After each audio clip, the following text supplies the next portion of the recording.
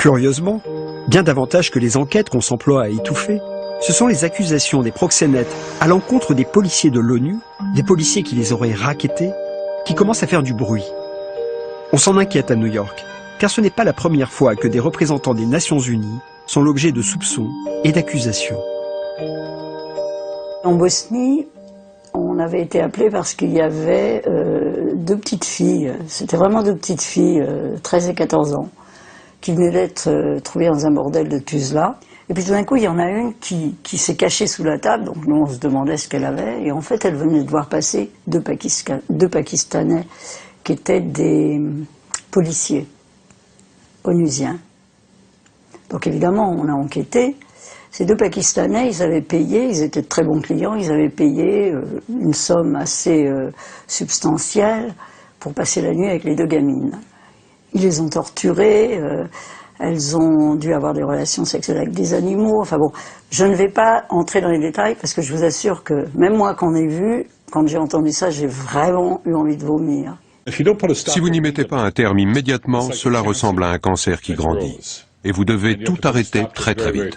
Évidemment, j'ai prévenu mon boss, Jacques Klein, qui était absolument foudrage. Il n'a même pas eu le temps de réagir. Ils sont partis. Et ils n'ont pas été punis. Rien.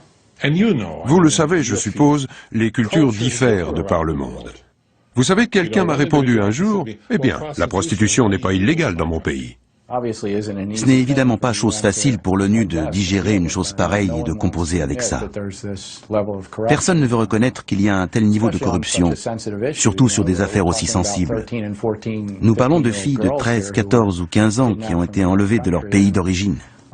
Et l'idée que le personnel officiel de l'ONU pouvait être impliqué d'une façon ou d'une autre, qu'il protégeait les bordels, c'est vraiment inimaginable.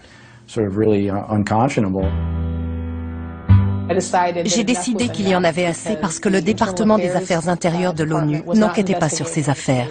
Jacques-Paul Klein n'avait aucun intérêt à enquêter sur ces affaires. Catherine Bolkovac se retrouve bien seule sur le terrain. Elle reçoit des menaces. Elle sait qu'elle doit se méfier de tout le monde. Elle ne dort même plus dans la maison qui a été louée pour sa mission. Dès qu'elle a commencé à faire des révélations sur ces trafics, elle a été mise à l'écart. Je pense qu'elle a eu beaucoup de chance.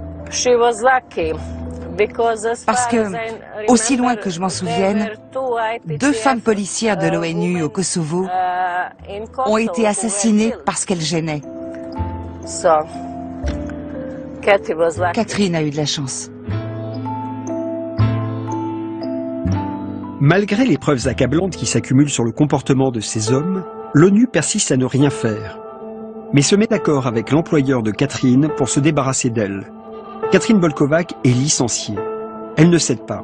Elle est bien décidée à dénoncer la collusion des sociétés militaires privées et de l'ONU. On nous a demandé, à mon organisation et à moi, d'aller ouvrir, enfin d'aller en Haïti et d'ouvrir un centre pour des enfants de 4 à 10 ans. Des enfants qui sont soit kidnappés dans la rue, soit faussement adoptés et vendus pour servir d'esclaves sexuels. Beaucoup d'utilisateurs sont les gens de l'ONU. Moi, je le sais. L'ONU le sait aussi. Tolérance zéro? Non.